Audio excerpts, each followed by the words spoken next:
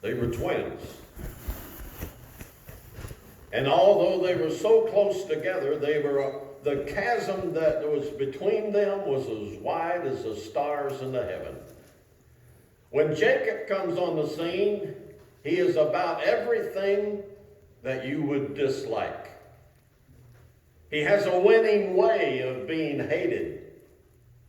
Esau was the opposite. The style of a man that at any age would have made many friends. In fact, he would have been very popular at any college. It is rather startling the vast difference in the influence that these two men had upon their own day and the following generations. Jacob, who had so little that was commendable, but by the grace of God became a prince and a servant of mankind. Esau, on the other hand, who had such vast treasure, nearly squandered that treasure. In fact, to the point that he has a place in Rogues Gallery. Not because he was a scoundrel, but because in spite of so much good, he made a mess out of the business of simply living. Jacob, a man, was very little, made much of it. Esau started with much, and in turn made nothing of it. Taking a glance at Esau's finest qualities, Esau was a fine, splendid specimen. He had a magnificent body, a great asset. He was a born athlete, according to history. The tan of healthy summer sun was on his face. He was the outdoors type, and he was always the first in the chase. In all athletic sports, he would have been first. Had he lived in our time, he probably would have been an all-American football player, or maybe some famous baseball star. Not only strong and skillful in the use of his body, but he was courageous. But his courage was largely physical. I doubt he would have stood tall in a moral battle. He would not have had thought it worth his time. But physical courage was his in abundance. He pitted himself against the wild beast of his day when barely armed better than the beast was. A man most likely to have stood up in any sort of physical fight. His ability would have caused his opponent to have taken notice of his skill. But he was possessed of gentleness and kindness. In fact, to an amazing degree. Recalling the fact that he lived long ago in the crude Iron Age. Quite strong, athletic.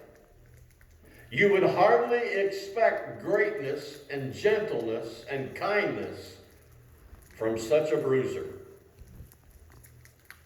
Yet he is one of the kindest and gentle persons found in the archives of the Old Testament. He was kind at a place under circumstances where kindness was not easy. And that was, he showed his kindness at home. A place where kindness is not always easy. The married life of Isaac and Rebekah had started beautifully, but little by little, they had grown apart. Isaac was easygoing and a placid man. Rebekah was aggressive and managing type. Little by little, she henpecked this flabby husband out of all of his self-respect. As time went by, he came to count for less and less. He grew old. And he grew old before his time. He lost his eyesight and seemingly lost almost everything else but his appetite. He degenerated into an unattractive, blind glutton whose single enjoyment seemed to have been eating. He'd made a good Baptist. That wasn't in there. Who prepared the dainty dishes for this ugly old daughter? It certainly was not Jacob. And it was not even his wife Rebekah, who once adored him. The one who saw that he was fed with the style of food that he liked the most, that he liked to eat, was the hunter in the family. He was called Esau. As a man of the out of doors, he must have hated cooking. It's a picture of kindness to see that this brawny bruiser of a man take time to nursemaid his unattractive father. Yet another proof of his kindness was when Jacob had cheated him and robbed him of his blessing that he was entitled to receive. Esau's anger blazed fiercely, and having decided that this scheming, cheating, decoying brother of his should pay for his treachery with his life, but he refused to slay him at the present time. And it was not for the fear of the law or by guilt of his conscience. He held his anger and he stayed his hand in order to not hurt his father, knowing such news would break Isaac's heart. Esau was generous. He was not grasping. He was not greedy or selfish, as was his brother Jacob. When this brother of his was returning to the land of his fathers, he sent Esau a series of gifts. Gift after gift after gift. And even in the giving of gifts, Jacob is still the same foxy, clever creature. He sends Esau one present after another, one on top of another, on the heels of the previous one. And his intent was to bring about a meltdown by Esau, to soften him up. He was scared to death. But with the meeting, when they finally met face to face, Jacob was told that the gifts are not necessary. And he says something that you strangely rarely hear. Esau said, "I have enough." Such a declaration is never a characteristic by any Anglo-Saxon or Jew. It is seldom that we declare, "I have enough." I always want some more. But Esau was not grasping or greedy. In fact, he was entitled, generous. Later, his generosity is even more conspicuous in his forgiveness of his brother. Jacob had deeply wronged him. There was a moment when Esau blazed in hot and justifiable anger against Jacob. However, he never once allowed that anger to harden into hatred. And that was all to the good. Hatred would no doubt have hurt Jacob, and certainly would have brought disaster to Esau. Esau being abundantly forgiving. This must have been a favorite story of Jesus Christ. as he uses the same language in the story of the prodigal son. Because when Esau saw Jacob, he ran and fell on his neck and kissed him. And it took a generous heart to forgive in this particular fashion. Quite often we see a man with such magnificent gifts, and it is all the more tragic to see that they allow such gifts to go to waste. What was wrong with Esau? The writer to the Hebrews with keen insight puts his finger on two fatal defects in the character of this generous man. He was a fornicator.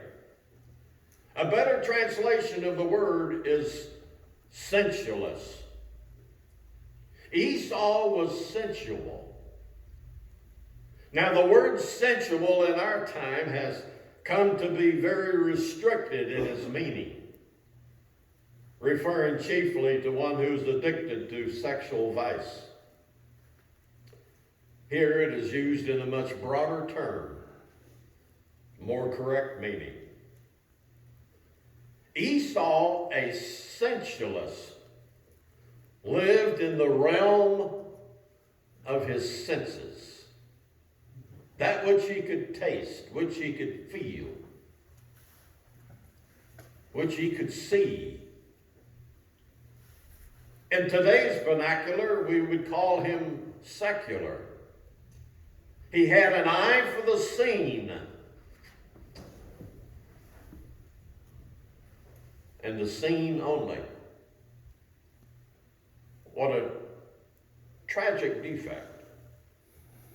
To have an appreciation for only what we see, what our hands can handle, or what we can grudgingly deposit in the bank, what our ears can hear, missing those finer values that count. Now, man must have bread. The body cries out for it. But Jesus said, you cannot live on bread alone. To this fact, Esau was blind, totally blind. Now, he did not hate religion. He simply was not interested in it. He did not scorn church. He flatly ignored it. And he did not aggressively fight against God. He merely forgot his existence. It is evident that Esau has many blood kin in this world today. There are many who still see only the seen. They are interested only in the values that they can rattle in their hands or write down in a book that says they hold so much. The only pleasures they know are pleasures of flesh. And this makes them self-cheating. They cheat themselves as well as people around them. And they, doing this, are robbed of life. Robbed eternally when they are coming to the close of their story. Things that are seen, according to the word, are temporal. They will not last. Those things unseen are eternal, and they are life's only eternal values. Esau, the sensualist, was so busy grabbing at the seen that he totally missed the unseen. This was done not because he was antagonistic to those things that are unseen. He flat out was unconscious of it. He was barely and hardly aware that it even existed. Yet another tragic flaw was Esau's character, that he was a profane man. Now, the word profane has also come to a restricted meaning. Today's description of a profane person is that they use foul language, addicted to the habit of swearing. But this is just one of the streams that flows from out of the profane heart. The word profane comes from two Latin words. Pro, meaning in front of, fane, the temple. The temple itself, according to the word, is a holy place. Know ye not, ye are the temple of the Holy Ghost. Friend, saint, sinner alike, you are a temple that belongs to God. Certain values are kept within this temple. Certain evils are to be shut out, to be kept out. And a profane man is one that has no fence around his life. He allows his soul to become common ground. Just anybody. It's like owning a corner lot. And the kids on the bicycle, rather than going to the corner, they cut across their yard. And if you've ever lived in that particular situation, you know what I'm talking about. A profane man allows his soul to become common. Any cloven foot devil can romp across this common ground at their will. Esau was profane. He let his fences fall down. In fact, there were no high spiritual values at all. None that he found necessary to fence in or even conserve. And there were also few glaring evils that he would shut out. And friend, there are few worse tragedies than that of an unfenced life. Esau had much that was fine. He had a lot going for him, but he had no holy place. There was no bracing convictions that said to surrounding evils, you shall not pass.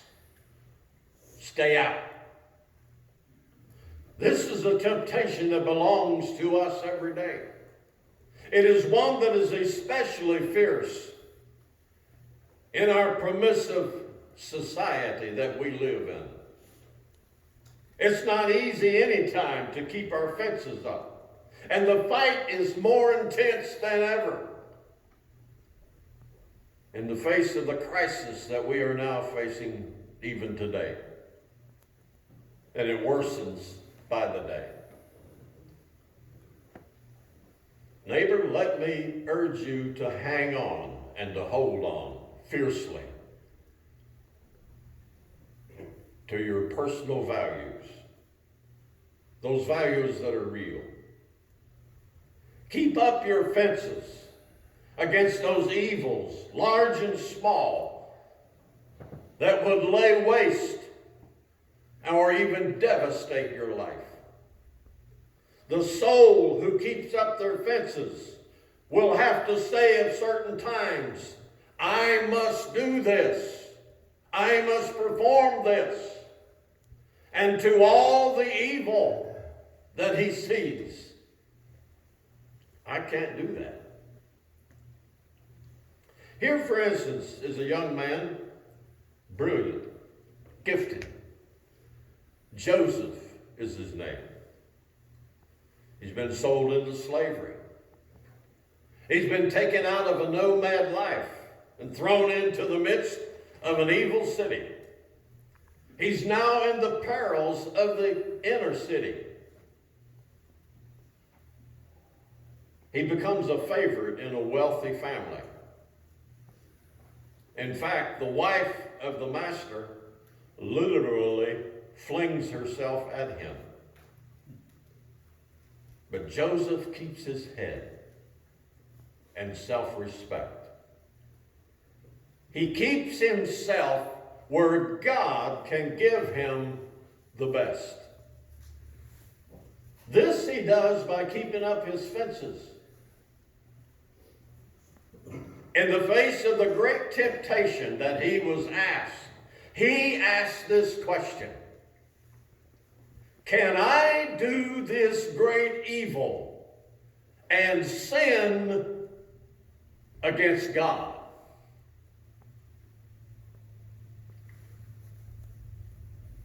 There were certain things for him that were impossible for him to do. Here's another. He's maybe 16 years old. He's a war casualty. He's been taken by the despotic power from the city of his fathers. He's been flung down amid the bewildering splendors of the city of Babylon. Here he is singled out from the crowd because he was a youth of unusual promise. He was gifted. He holds a place in the palace of the king. Now, if he will only play his cards right, but when he is made to recline at his first meal and he looks and he sees before him dishes that he cannot eat with a clear conscience, you say, so what? Daniel refused to be profane. Daniel purposed in his heart that he would not defile himself by keeping up his fences. He did not allow his garden to become common ground. Getting back to Esau, what effects did these qualities have upon him? The fact is that Esau treated the privileges that had come to him through the most emboldening religion of history secondary. Didn't mean much. This is evidenced in numberless little ways. It shrieks at us in the kind of marriage that he made. When Esau set out to choose a wife, he had no thought of choosing a woman who would help him to stand firm in his faith. He had no thought of a woman who would be a proper mother for his children. In fact, the word tells that he threw himself away on pagan women. The values that were primary, that were valuable, considered them secondary. It then came out emphatically in the manner that he treated his birthright. Let me refresh your memory.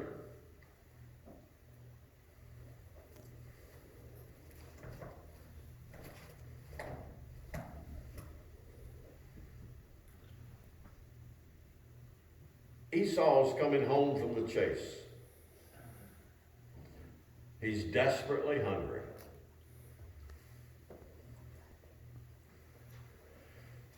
and he must have some food, and he must have it now.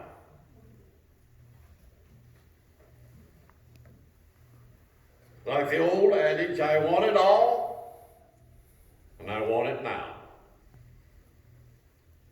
So says the world. He cannot wait. He cannot be bothered with resisting the things that he wants, and he wants, and he wants now. Like many in today's world, I want what I want, and I want it now. So he says, let me feast on this red stuff. He must have physical satisfaction for his needs. And of course, he must have it now. Jacob says, all right, brother.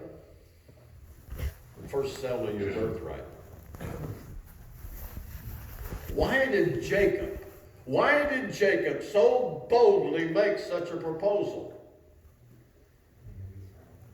The fact is, he knows that Esau's birthright is for sale. He would never have dared to make such a proposal if this generous brother of his had not been treating the issue of the birthright with such contempt throughout the years. You see, no one sells a birthright in a careless moment. No man stands at his own door and looks out at it in a single bound, just into the pit. You see, Jacob over time watched Esau make petty sales of his birthright throughout the years. The sale he now made was but a climax of a life filled with failure. Even in this moment, he hesitates to make the fatal decision. Then he adds, he said, I'm about to die. In other words, I've got to live. And tomorrow and tomorrow and tomorrow means nothing to me. What good is this birthright if I'm going to die?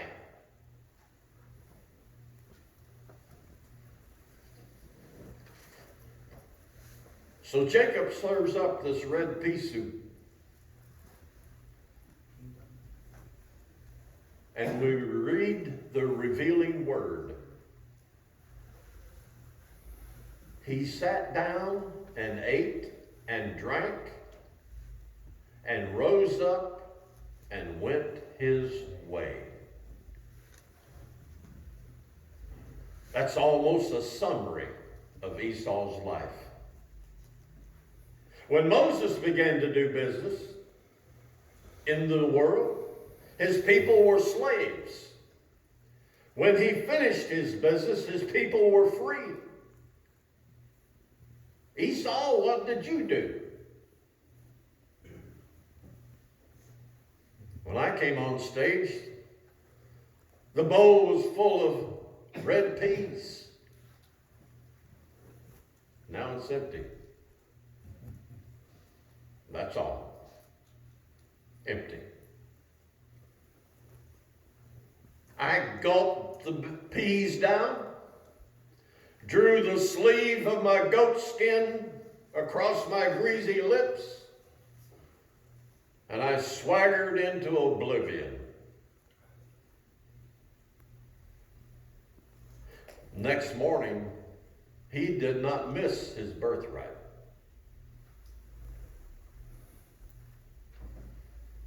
As a hunter, his aim was as true as ever. The sky overhead was as blue as ever. And the hunt was just as thrilling. His birthright, which consisted of the privilege of being the religious leader of his clan.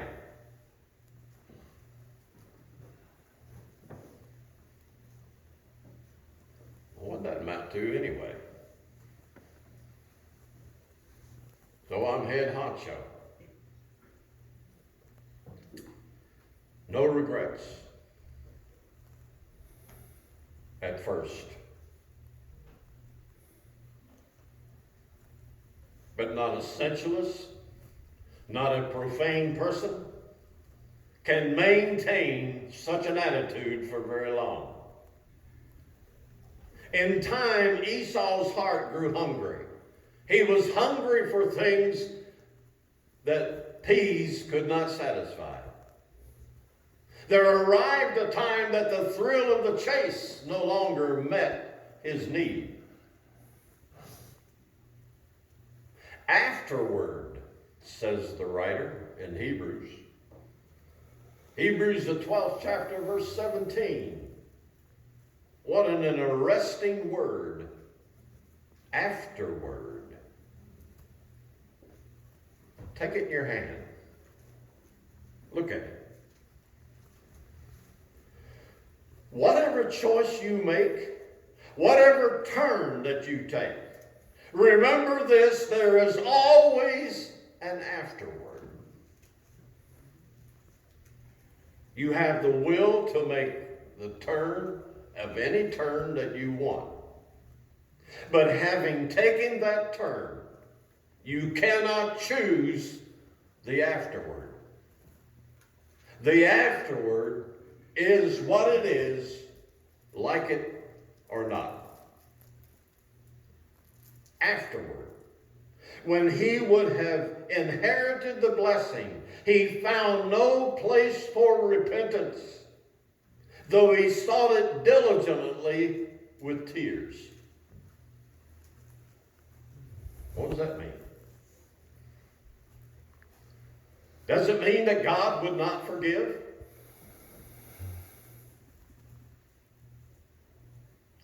Friend, though you fling away every beautiful year of your life, if you truly turn to God, in your last hour, he will accept you. He will forgive you. But what the truth is, you cannot undo the past. God will forgive, but he can't save your life that you've already lived.